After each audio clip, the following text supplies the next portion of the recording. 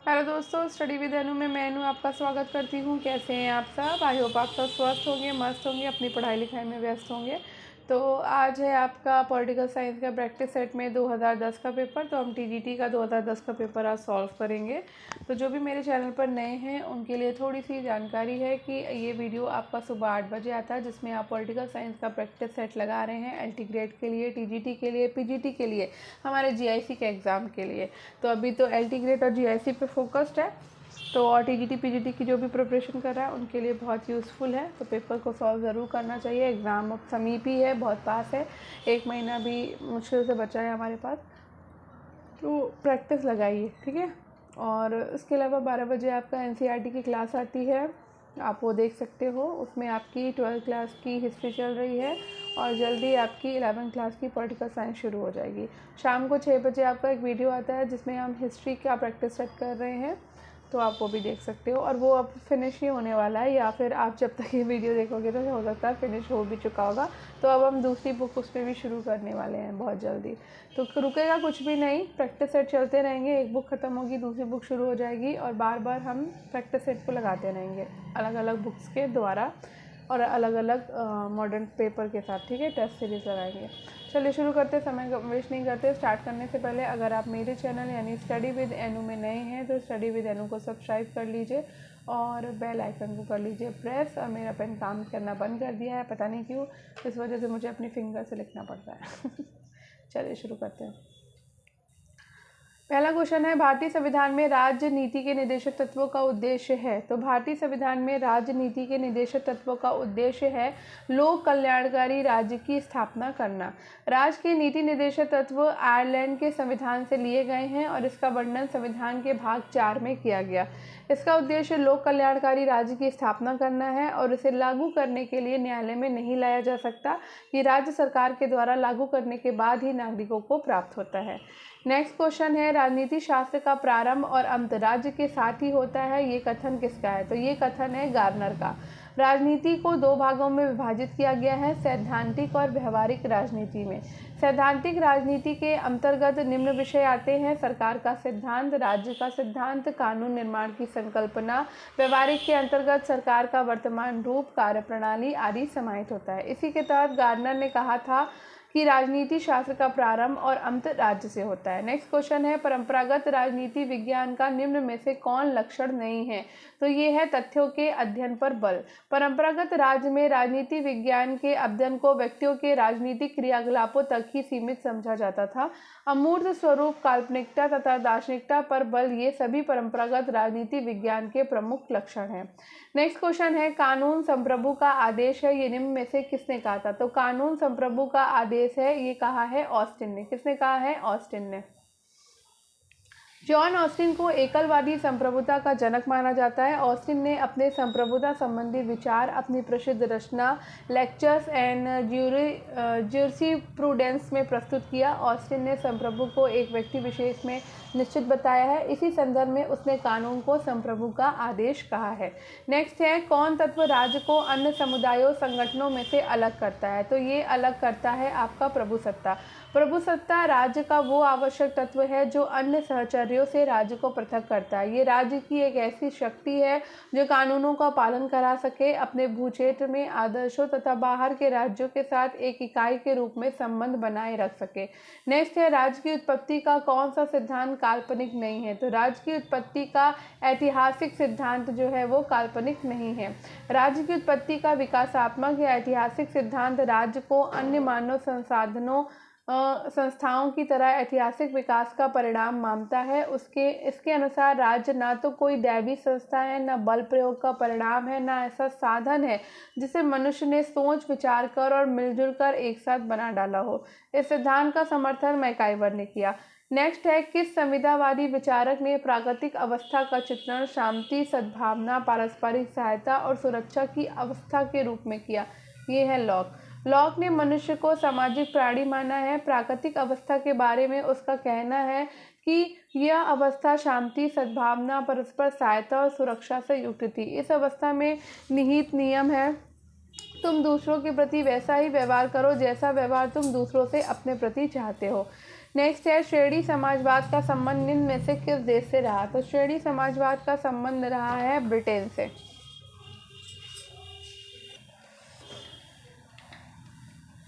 श्रेणी समाजवाद का संबंध ब्रिटेन से हुआ, जो श्रम संघवाद का एक रूप था। श्रेणी समाजवाद को विचारधारा के रूप में स्थापित करने का श्रेय ए जे पेंटी को है और इसके अतिरिक्त GDH कोल और हॉब्सन ने नाम से भी उल्लेखनीय है।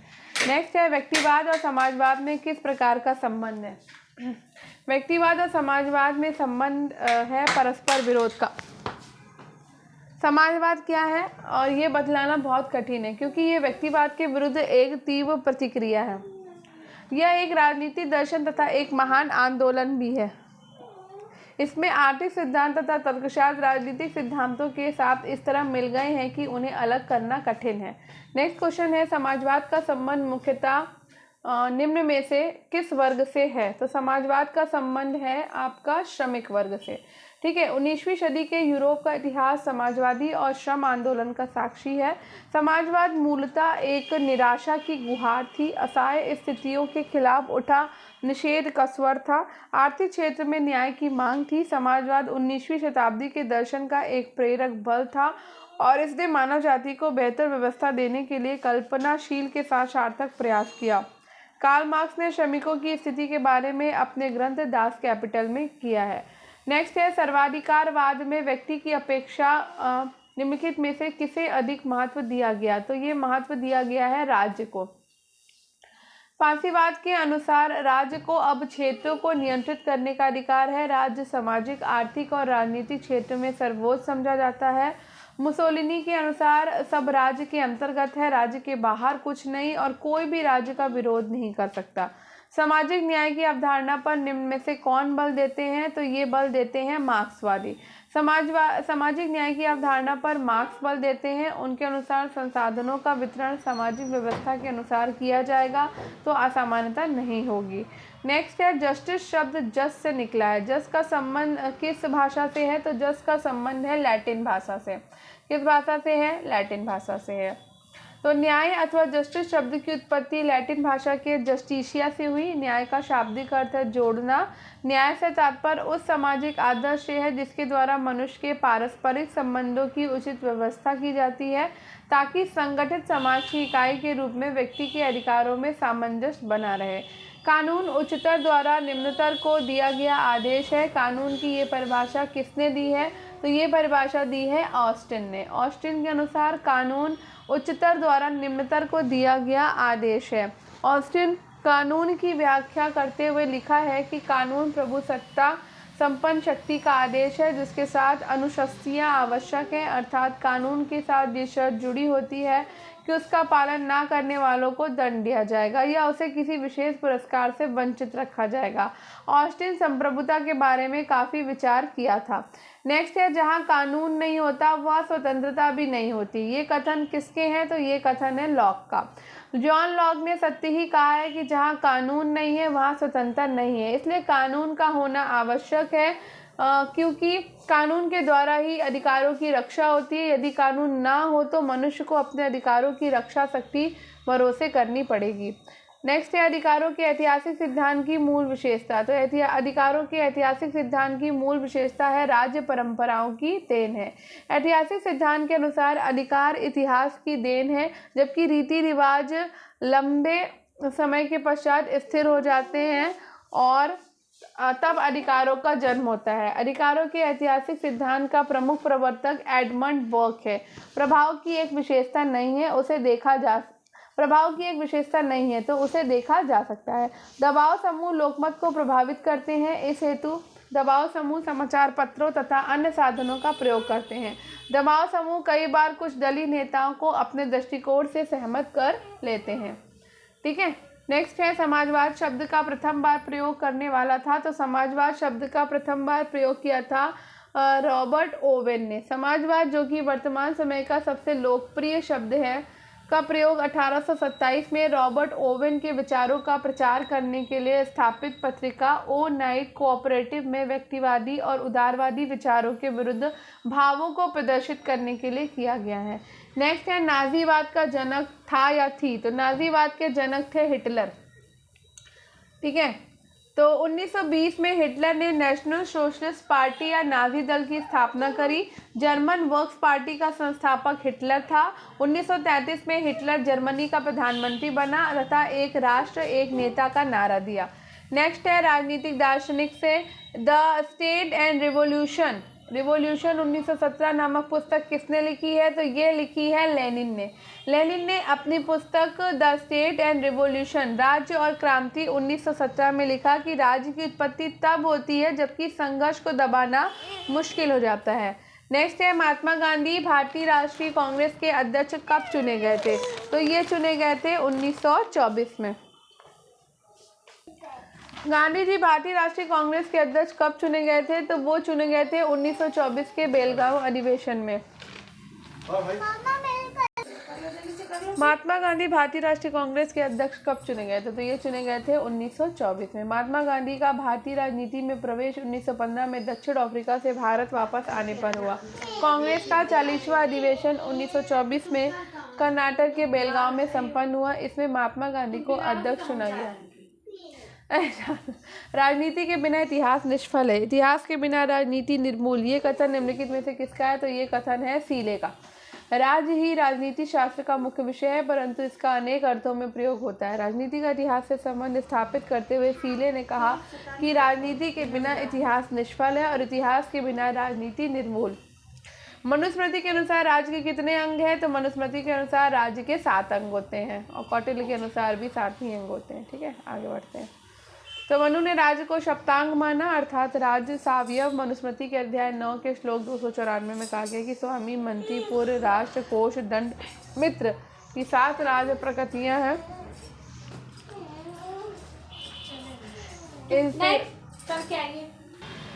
नेक्स्ट है गांधी जी के अनुसार अहिंसा का अर्थ है। तो गांधी जी के अनुसार अहिंसा का अर्थ है आध्यात्मिक बल के आधार पर बुराई का प्रतिरोध। ठीक है, महात्मा गांधी ने सत्य, अहिंसा और अस्तेय पर बल दिया, जिनमें सत्य का अर्थ सदा सत्य बोलना, अहिंसा का अर्थ आध्यात्मिक बल के आधार पर बुराई का प्रतिरोध और अस्तेय का अर्थ चोरी न करना। मन वचन कर्म से अहिंसा का पालन करना चाहिए। नेक्स्ट है सामाजिक संविदा का लेखक था। तो सामाजिक संविदा का लेखक था रूसो। सामाजिक समझौतों की रचना 1762 में फ्रांसीसी चिंतक रूसो ने की और इनके अतिरिक्त सामाजिक समझौतों की व्याख्या जॉन लॉक और थॉमस हॉब्स ने की थी। नेक्स्ट है सरकार के प्रकार। सत्ता का विलय एक विशेषता है। तो सत्ता का विलय एक विशेषता है संसदीय सरकार की। संसदीय सरकार की सत्ता का विलय एक विशेषता है संसदीय सरकार की। ठीक है, आगे बढ़ते हैं। भारतीय संविधान का निर्माण निम्नलिखित में से किसने किया था? तो भारतीय संविधान का निर्माण किया था संविधान सभा ने। कैबिनेट मिशन की संस्तुतियों के आधार पर भारतीय संविधान का निर्माण करने वाली संविधान सभा का गठन जुलाई 1946 में किया गया। संविधान सभा के सदस्यों की कुल संख्या 389 निश्चित की गई थी, जिनमें 292 ब्रिटिश प्रांतों के प्रतिनिधि, 4 चीफ कमिश्नर क्षेत्रों के प्रतिनिधि और 93 देशी रियासतों के प्रतिनिधि थे। भारत का संविधान बनने में समय लगा। तो भारत का संविधान बनने में 2 साल 11 महीने और 18 दिन का समय लगा था। ठीक है, आगे बढ़ते हैं। इस कार्य पर लगभग 6.4 करोड़ रुपए खर्च हुए और 26 नवंबर 1949 को भारतीय संविधान बनकर तैयार हो गया और इसे 26 जनवरी 1950 में लागू कर दिया गया। भारतीय संविधान सभा के अध्यक्ष थे। तो भारतीय संविधान सभा के अध्यक्ष थे डॉक्टर राजेंद्र प्रसाद। ठीक है, नेक्स्ट भारतीय संविधान सभा की प्रथम बैठक 9 दिसंबर 1946 को हुई, जिसकी अध्यक्षता डॉक्टर सच्चिदानंद सिन्हा ने की, किंतु ये अस्थायी अध्यक्ष थे। 11 दिसंबर 1946 को डॉक्टर राजेंद्र प्रसाद को स्थायी अध्यक्ष चुना गया। डॉक्टर भीमराव अम्बेडकर संविधान सभा के प्रारूप समिति के अध्यक्ष थे। भारतीय संविधान की प्रस्तावना में 42वें संविधान संशोधन के द्वारा कौन सा शब्द जोड़े गए हैं? तो समाजवादी, धर्मनिरपेक्ष और राष्ट्र की अखंडता शब्द जोड़े गए। 42वां संविधान संशोधन अधिनियम 1976 के तहत संविधान में व्यापक परिवर्तन लाए गए, जिनमें से मुख्य निम्नलिखित हैं। संविधान की प्रस्तावना में समाजवादी, धर्मनिरपेक्ष, अखंडता आदि शब्द जोड़े गए। सभी नीति निर्देशक सिद्धांतों के मूल अधिकारों पर सर्वोच्चता सुनिश्चित की गई और इसके तहत संविधान में 10 मौलिक कर्तव्यों को अनुच्छेद 51 क के तहत जोड़ा गया। अब भारतीय संविधान के कौन से भाग में नीति निर्देशक तत्वों का वर्णन है? तो नीति निर्देशक तत्व है आपके दूसरे भाग में। ठीक है, भारतीय संविधान के भाग 4 में नीति निर्देशक तत्वों का वर्णन है अनुच्छेद 36 से आंसर गलत हो गया चौथे भाग में। ठीक है, 36 से 51 में कभी कभी दिमाग इधर उधर हो जाता है ना एक सेकेंड, थोड़ा सा बीच में मैं क्लास में डिस्टर्ब हो गई तो माइंड थोड़ा सा डाइवर्ट हो गया है। बस 2 मिनट, 1 सेकेंड। डाइवर्ट होने की वजह से यही होता है, ऐसे ही कभी कभी एग्ज़ाम्स में हो जाता है। चलिए स्टार्ट करते हैं, इस क्वेश्चन को छोड़ दें, आगे बढ़ते हैं। भारतीय संविधान में स्वतंत्रता का अधिकार निम्न में से किस अनुच्छेद में वर्णित किया गया है? तो ये वर्णित किया गया है अनुच्छेद 19 में। ठीक है, तो भारतीय संविधान में स्वतंत्रता का उल्लेख अनुच्छेद 19 में है। अनुच्छेद 19 में भारतीय नागरिकों को 6 प्रकार की स्वतंत्रता प्रदान की गई है, जो इस प्रकार है। 19(1) का में वाक स्वतंत्रता और व्यक्ति स्वतंत्रता, खा में है शांतिपूर्वक निरायुध सम्मेलन का, गा में है संगम या संघ बनाने की स्वतंत्रता, घा में है भारत के राज्य क्षेत्र में सर्वत्र आबाद संचरण का और भारत के किसी भाग में निवास करने और बस जाने की स्वतंत्रता, कोई वृत्ति उपजीविका और कारोबार की स्वतंत्रता। संविधान को कौन से संशोधन संविधान में नागरिकों के मौलिक कर्तव्य जोड़े गए हैं? तो 1976 के 42वें संशोधन के द्वारा। 1976 के 42वें संशोधन द्वारा संविधान में नागरिकों के मौलिक कर्तव्यों को जोड़ा गया। इसे स्वर्ण सिंह कमेटी की सिफारिश के आधार पर जोड़ा गया। मौलिक कर्तव्यों को भारतीय संविधान में रूस के संविधान से ग्रहण किया गया। वर्तमान समय में भारतीय संविधान में 11 मूल कर्तव्यों का उल्लेख है। 11वां मूल कर्तव्य 2002 में 86वें संविधान संशोधन के द्वारा जोड़ा गया। सामाजिक आर्थिक उपबंधों का वर्णन भारतीय संविधान में निम्न में से किस शीर्षक में मिलता है? तो ये नीति निर्देशक तत्वों में। ठीक है, संविधान प्रारूप समिति के अध्यक्ष भीमराव अम्बेडकर ने किस अनुच्छेद को संविधान की हृदय और आत्मा कहा? तो इसे कहा है अनुच्छेद 32 को। ठीक है, अब मैं डिस्क्रिप्शन अभी नहीं पढ़ रही हूँ। ठीक है, थोड़ा सा डिस्टर्बेंस हो गया है तो बस इसको ख़त्म करते हैं। तो हमारे संविधान के भाग 3 में उपबंधित धर्म की स्वतंत्रता का अधिकार की अभिव्यक्ति किस प्रकार की है? तो ये है नकारात्मक और सकारात्मक दोनों प्रकार की। ठीक है, आगे बढ़ते हैं। हमारे संविधान के किस अनुच्छेद में पर्यावरण का संरक्षण तथा संवर्धन संबंधित है? तो ये अनुच्छेद 48 का में है। ठीक है, संविधान के किस अनुसूची में केंद्र और राज्य के मध्य शक्तियों का विभाजन उपबंधित है? तो ये 7वीं अनुसूची में है। सर्वोच्च न्यायालय की संविधान के किस अनुच्छेद समूह में न्यायिक पुनरावलोकन की शक्ति प्राप्त होती है? तो ये अनुच्छेद 13, 251 से 254 में। ठीक है, भारत में नागरिकता संबंधी विधान बनाने का प्राधिकार प्राप्त है। तो ये प्राप्त है संसद को, केवल संसद को, और किसी को भी नहीं है। नेक्स्ट है, भारत के महान्यायवादी की नियुक्ति कौन करता है? तो भारत के महान्यायवादी की नियुक्ति राष्ट्रपति करते हैं। ठीक है, अनुच्छेद 76 के तहत। भारत में केंद्रीय मंत्रिपरिषद किसके प्रति उत्तरदायी है? तो केंद्रीय मंत्रिपरिषद लोकसभा के प्रति उत्तरदायी होती है। भूतपूर्व राजाओं के विशेषाधिकार को किस संवैधानिक संशोधन के द्वारा समाप्त किया गया है? तो ये समाप्त किया गया है 26वें संशोधन के द्वारा। भारत के उपराष्ट्रपति का कार्यकाल कितने वर्ष का होता है? तो ये 5 साल का होता है। ठीक है, अनुच्छेद 63 के अनुसार। नेक्स्ट है, हमारे देश में किसी राज्य की कार्यपालिका शक्ति का प्रधान होता है कौन? तो ये राज्यपाल होता है। ठीक है, राज्यपाल की नियुक्ति किसके द्वारा की जाती है? तो ये की जाती है राष्ट्रपति के द्वारा। भारतीय संविधान में सार्वजनिक व्यस्क मताधिकार की व्यवस्था किस अनुच्छेद में उल्लिखित है? तो अनुच्छेद 326 में ये उल्लिखित है। प्रत्यक्ष लोकतंत्र में ये व्यवस्था रहती है कि यदि जनता के निर्वाचित प्रतिनिधियों या अधिकारियों का व्यवहार संतोषजनक न हो तो जनता उन्हें पद से हटाकर उनकी जगह नए प्रतिनिधि चुन सकती है। इस पद्धति को क्या कहते हैं? इस पद्धति को प्रत्याहन कहते हैं। 1909 के एक्ट को दूसरे किस नाम से पुकारा जाता है? तो ये पुकारा जाता है मार्ले मिंटो सुधार नाम से। 1688 में हुई गौरवपूर्ण क्रांति का संबंध किस देश से था? तो ये था आपका इंग्लैंड से। गीता रथ पुस्तक के लेखक का नाम है? तो गीता रथ पुस्तक के लेखक का नाम है बीजी तिलक। जिसे जीना है उसे युद्ध करना होगा, ये कथन किसका है? तो ये कथन है मुसोलिनी का। किसे भारतीय राष्ट्रवाद का मसीहा और आधुनिक भारत का जनक माना जाता है? तो राजा राममोहन राय को माना जाता है। फॉरवर्ड ब्लॉक के संस्थापक कौन है? फॉरवर्ड ब्लॉक के संस्थापक हैं सुभाष चंद्र बोस। ठीक है, थोड़ा सा डिस्क्रिप्शन नहीं पढ़ रही हूँ, थोड़ा सा माफ़ी चाहती हूँ आज के लिए, तो कुछ थोड़ा सा प्रॉब्लम हो गई है, आई होप आप सब समझेंगे। तो बस मैं क्लास ख़त्म कर रही हूँ। ठीक है, तो महात्मा गांधी ने अपना राजनीतिक गुरु स्वीकार किया था? तो ये स्वीकार किया था गोपाल कृष्ण गोखले को। किसे आधुनिक मनु कहा जाता है? तो आधुनिक मनु कहा जाता है भीमराव अम्बेडकर को। मैं ही राज्य हूँ, ये घोषणा किसने की थी? तो ये घोषणा की थी 14वें लुई ने। अंतर्राष्ट्रीय न्यायालय का मुख्यालय कहाँ पर है? तो ये है द हेग में। संयुक्त राष्ट्र संघ के किस सदस्य को निषेधाधिकार यानी कि वीटो शक्ति प्राप्त नहीं है? तो वीटो शक्ति किसे प्राप्त नहीं है? तो वीटो शक्ति प्राप्त नहीं है आपकी जर्मनी को। देखो मेरा दिमाग बिल्कुल काम नहीं कर रहा, जर्मनी को। ठीक है। स्वतंत्र भारत के प्रथम कानून मंत्री कौन थे? तो स्वतंत्र भारत के प्रथम कानून मंत्री थे भीमराव अम्बेडकर। द्विराष्ट्र सिद्धांत में कौन सा दल विश्वास करता था? तो द्विराष्ट्र सिद्धांत में तो मुस्लिम लीग जो है वो विश्वास करती है। स्वतंत्रता मेरा जन्मसिद्ध अधिकार है, इसे मैं लेकर रहूँगा, किसने कहा है? तो बाल गंगाधर तिलक ने कहा है। और लास्ट क्वेश्चन है, संयुक्त राष्ट्र संघ की सुरक्षा परिषद में कितने सदस्य अस्थायी हैं? तो ये हैं आपके 10 सदस्य। ठीक है, 10 सदस्य अस्थायी हैं और स्थायी सदस्य है आपके अमेरिका, चीन, ब्रिटेन, फ्रांस और रूस। ठीक है, तो इसी के साथ आपका ये हम पेपर भी फिनिश होता है और कल हम करेंगे 2009 का पेपर। ठीक है, तो आई होप आज का वीडियो पसंद आया होगा। थोड़ा सा डिस्क्रिप्शन नहीं कर पाई, उसके कुछ रीज़न है, आप सब समझेंगे, फैमिली हो आप भी एक।